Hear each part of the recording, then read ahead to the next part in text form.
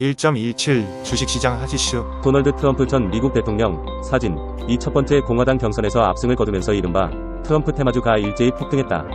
16일 현지 시간 뉴욕 증시에서 디지털월드 어퀴지션 종목명 DWAC 주가는 29.04% 급등한 22.35달러로 마감했다. 지난해 7월 이후 최고치다. 당시 기록한 52주 최고가인 25.85달러에 근접했다. 디지털월드 어퀴지션은 전날 열린 미국 공화당 첫 번째 대선 후보 경선인 아이오와주 코커스 당원대회에서 트럼프 전 대통령이 51% 과반 득표로 압승을 거뒀다는 소식에 주가가 상승했다. 다만 현재 주가는 2022년 3월 기록한 사상 최고가인 97.54달러에는 한참 못 미친다. 디지털월드 어퀴지션은 트럼프가 만든 소셜미디어인 트루스 소셜리 모기업 트럼프 미디어 앤드 테크놀로지 그룹 TMTG과 합병을 추진 중인 스펙 SPAC 기업 인수 목적 회사이다. 두 회사는 2021년부터 합병을 추진 중이나 자금난과 규정 위반 의혹 등으로 지연되고 있다. 트럼프는 2021년 1월 지지자들의 미국 연방의사당 난입을 선동했다는 이유로 페이스북 X, 옛 트위터에서 퇴출당하자 직접 새로운 플랫폼 트루스 소셜을 만들었다. 트위터는 2022년 일론 머스크에게 인수돼 X로 바꾸면서 트럼프의 계정 정지 조치는 해제된 상태다. 터틀캐피털의 매튜 터틀 최고 경영자, CEO는 트럼프를 좋아하든 싫어하든 드라마는 그를 따라다닌다. 며 디지털월드 어퀴지션 거래도 다르지 않다 고 말했다. 트럼프 대세론 호재에 올라탄 기업은 또 있다. 지난 2020년 대선에서 트럼프 선거 캠프를 지원했던 소프트웨어 개발업체 펀웨어 PHON 주가는 전날보다 453.49% 폭등한 42센트에 마감했다. 점영 1년 10월 이후 최대 상승폭이다. 펀웨어는 트럼프 전 대통령과 직접적인 연관성은 없지만 앞으로 협력 관계가 이뤄질 수 있다는 기대감이 반영됐다. 주가가 급등하자 차익 실현 매물이 쏟아지며 장마 간부 거래에서는 약 63% 하락해 일부 상승폭을 반납했다. 보수 성향의 트럼프 관련 비디오 네트워크인 럼플 주가도 16%가량 급등한 3.92달러의 거래를 마쳤다. 럼플은 트럼프 미디어의 기술 및 클라우드 서비스를 제공하고 있다. 홍해를 둘러싼 지정학적 리스크가 확대하면서 코스피가 2%대 하락한 가운데 해운주는 일제히 강세를 나타냈다. 17일 대한해운 005880은 전일 대비 425원 17.82% 상승한 2,810원의 거래를 마쳤다. 대한해운은 이날 장중 한때 상한가를 기록하며 3,100원으로 52주 신고가를 경신하기도 했다. 흥하해운 003280은 전일 대비 255원 5.32% 오른 4,455원에 마감했다. 흥하해운도 이날 장중 25% 이상 급등하며 5,300원으로 신고가를 다시 썼다. 이밖에 STX 그린로지스 46만 5,775.27%와 페노션 028670 3.13% 등도 일제히 오름세를 기록했다. 주요 무역로인 홍해의 항행이 위험해지면서 물류비가 커질 것이란 기대감에 해운주의 매수세가 쏠린 것으로 풀이된다. 실제 지난주 글로벌 해상운송 항로의 운임 수준을 나타내는 상하이 컨테이너 운임 지수 SCFI는 전주 대비 309.38포인트 P 오른 2206.03P로 집계됐다. 지난 12월 15일 1093.52P에 비해 2배 이상 올랐다.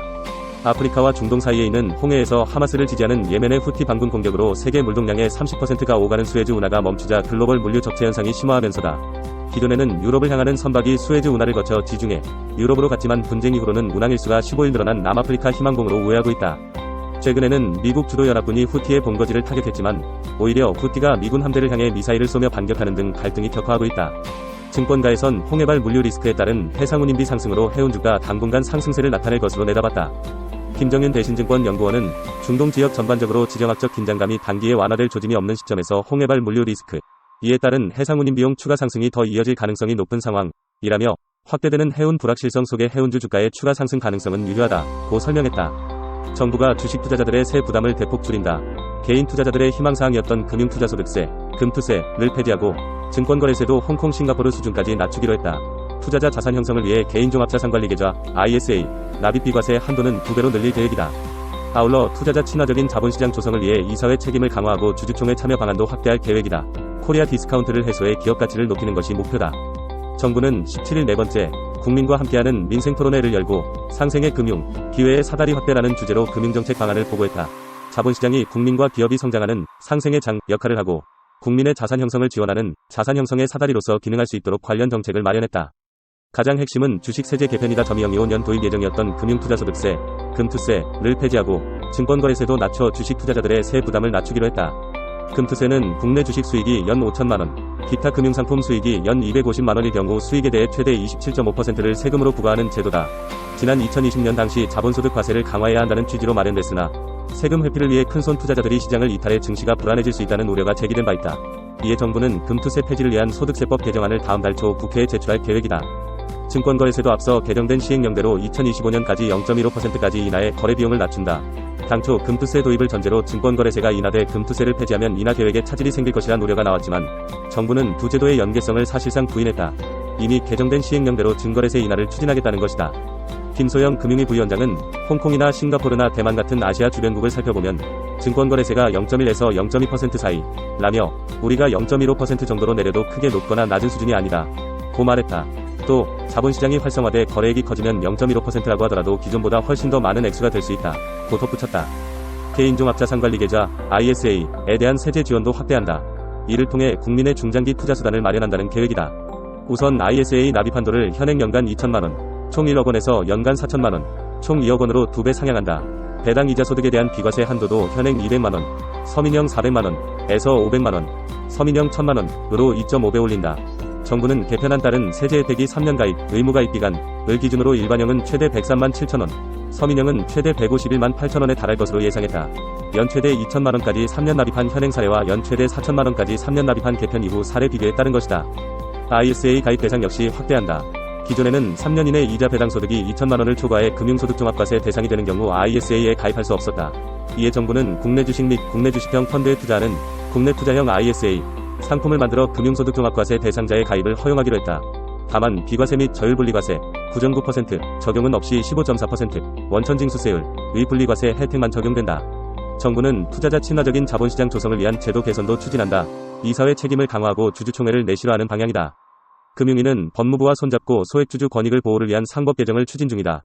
이사가 회사의 사업 기회를 유용하지 못하도록 손해배상 책임을 구체화하고 소액주주의 참여 확대를 위해 전자주주 총회를 도입한다. 비상장법인에도 물적 분할 시 반대주주에게 주식 매수 청구권을 부여하는 방안도 담았다. 올해 중 시행이 목표다. 아울러 코리아 디스카운트 요소를 해소해 증시 매력도를 높일 계획이다. 우선 기업 밸류 프로그램을 도입해 상장사의 기업가치 재고를 유도한다. 기업 지배구조 보고서에 기업가치 재고 계획을 적고 공시우수법인으로 선정되면 가점을 부여하는 안이 담겼다. 주주가치가 높은 기업으로 상장지수펀드 ETF를 구성하는 방안도 거론된다. 아울러 배당 규모를 알고 투자할 수 있도록 절차 개선을 유도하고 분반기 배당에도 적용될 수 있도록 자본시장법 개정을 추진한다. 국내외 투자자와 소통하는 기업 설명회 IR에도 힘쓴다. 아울러 대체거래소 ATS 출범을 통해 한국거래소와 경쟁체계를 본격화하고 비상장 주식시장을 제도화해 다양한 주식 투자 기회를 확대할 계획이다. 또 기업에는 회생 기회를 충분히 부여하면서도 상장 폐지 절차 장기화로 인한 투자자 피해는 최소화하도록 심사 절차를 개선한다. 해외거래소 연계 시스템으로 운영 중인 야간 파생시장을 자체시장으로 전환해 거래 편의와 안정성도 올린다.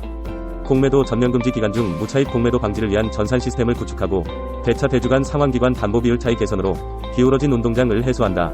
불법 공매도에 대한 벌금형 강화와 부당이득의 가중처벌을 도입하고 자본시장 불공정 거래에 대한 사전감시 사후 제재를 강화한다.